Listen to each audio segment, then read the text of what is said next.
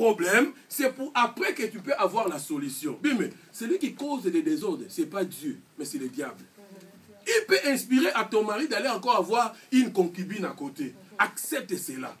Et c'est alors que tu peux partir maintenant à chercher la solution à ces problèmes. Mais quand tu n'acceptes pas ton ami, ton mari, qui puisse avoir une concubine, quand tu n'acceptes pas cela, cela va engrainer la situation. Parce que jusqu'à ce que tu auras... Ça commence par le téléphone. Dès que tu prends le numéro de téléphone de la fille, ça commence par là. Laisse mon mari. Pendant que tu dis laisse mon mari, il est à côté même de la fille. Et ça va finir par aller la chercher. Elle travaille où? C'est ça. Là, tu ne cherches pas la solution. Tu dois accepter cela. Amen. Acceptons les problèmes. Acceptons quand cela arrive. La Bible dit, c'est Dieu qui permet les maux et les biens. C'est Dieu qui permet les maux et les biens. Donc quand cela m'arrive, j'accepte cela parce que c'est Dieu qui l'a permis. Mais Dieu l'a permis non pas pour me détruire. Alléluia. Amen. Dieu l'a permis non pas pour me détruire. Donc le premier principe, la première démarche, quand les problèmes viennent dans ta vie, tu dois accepter cela. Alléluia. Amen. Est-ce que je me fais comprendre? Amen. Tu dois accepter cela. Mais ça, ce sont des secrets de la vie. Des principes que l'homme doit garder pour être fort.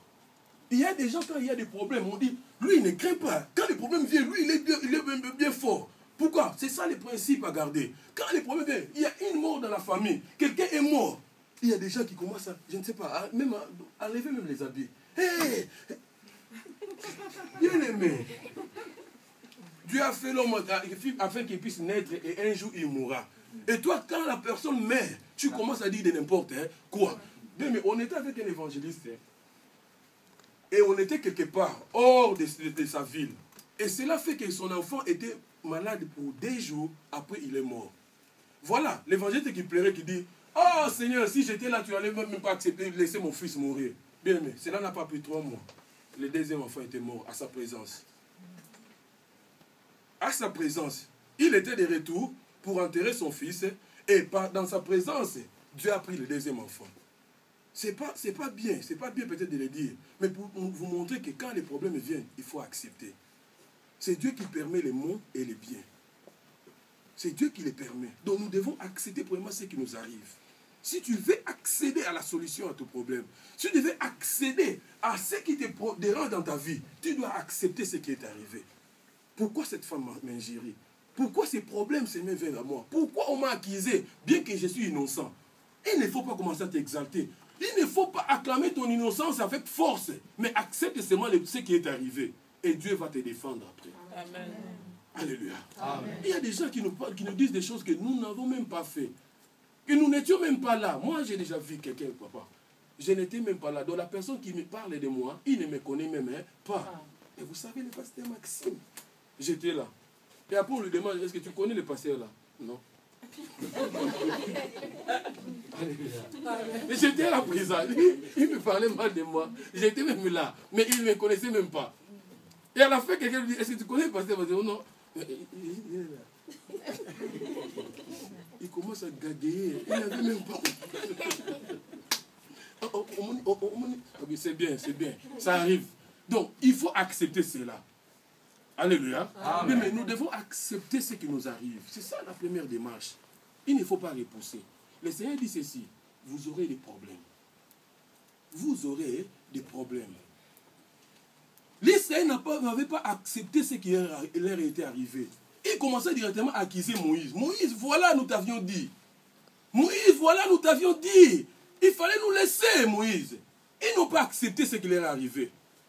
Oui, mais ce qui a fait que ces peuples-là puissent peut-être regagner l'autre côté de la mer, c'était seulement la grâce de Dieu. C'était parce que Dieu leur avait promis. Mais si ce n'était pas sous la promesse de Dieu, ils devaient tous mourir. Parce qu'ils n'ont pas accepté ce qui leur est arrivé. Oui, mais ce qui t'arrive dans ta vie étant les chrétiens, c'est Dieu qui les permet.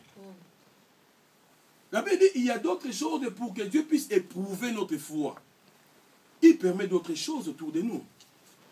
Il permet d'autres choses autour de nous. Mais si tu n'arrives pas à accepter cela, tu ne peux pas accéder à la solution. Tu ne peux pas aller loin, bien-aimé. Il y a des gens, jusqu'à aujourd'hui, dans leurs problèmes, ils sont toujours au niveau 1. Ils n'ont jamais trouvé de solution. Pourquoi? Parce que tu n'as jamais accepté cela.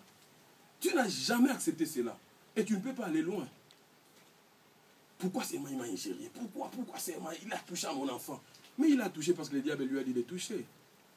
Parce que c'est le diable qui cause des problèmes, des troubles parmi nous. Quand il touche à quelqu'un, le diable peut utiliser n'importe qui s'il laisse le vide. Donc, il peut toucher n'importe qui. Et quand il touche n'importe qui, celui-là peut être un problème à toi. Mais quand cela arrive, bien aimé, accepte cela, considère cela. Les sages disent, considérons ce qui est arrivé. C'est vrai, on a coupé quelqu'un, on a jeté des morceaux d'hommes dans toutes les villes. Considérons cela. Alléluia. Mais la deuxième démarche, quand il y a des problèmes dans notre vie, ce que nous devons faire dans la deuxième démarche, c'est ce qui est très important, de ne pas perdre le courage. Alléluia. Amen. De ne pas perdre le courage. Le Seigneur dit ceci. Jean chapitre 16, verset 31. Jésus-Christ dit ceci. Le Seigneur Jésus dit ceci.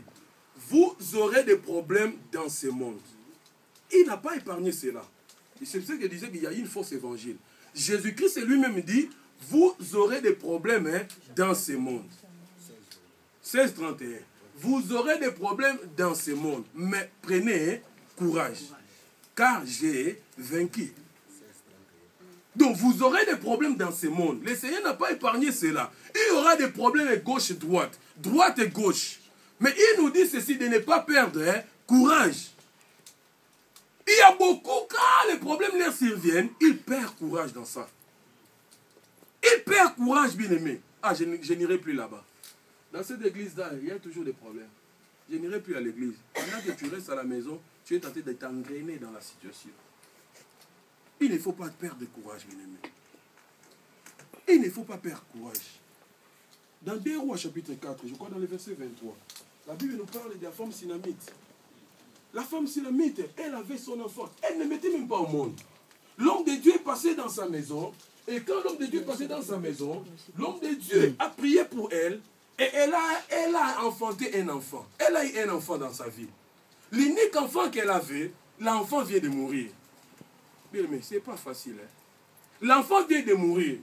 Et elle entre dans la chambre et voit son enfant mourir. L'enfant qui crie seulement, ma tête, après cela, il perd.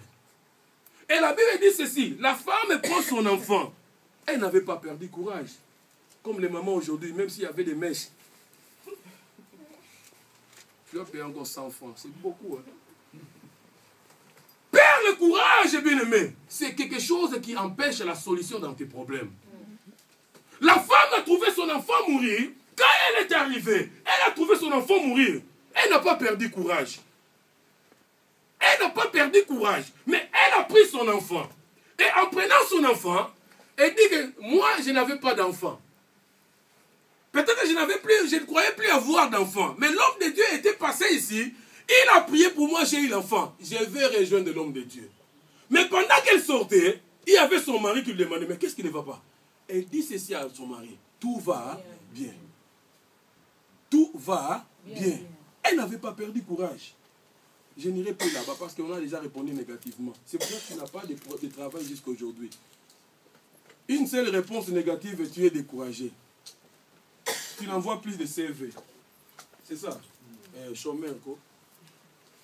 Il y a l'état. C'est ça. Les gens perdent courage dans leur vie. Ils perdent courage. Pourquoi? Parce qu'il y a un problème qui leur arrive. Mais Jésus-Christ dit, vous aurez des problèmes. Et les problèmes seront là.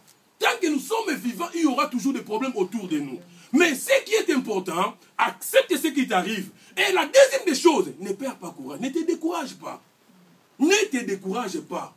Bien, mais le diable sait très bien les chemins que tu es en train de suivre. La fin de ces chemins, il y aura l'élévation. Amen. Amen.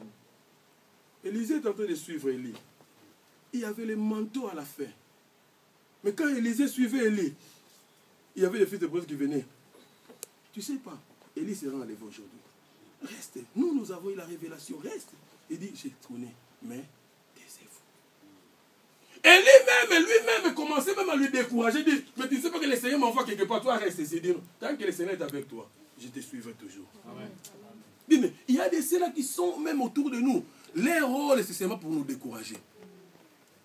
Dès que tu as, je ne sais pas, une coopération, tu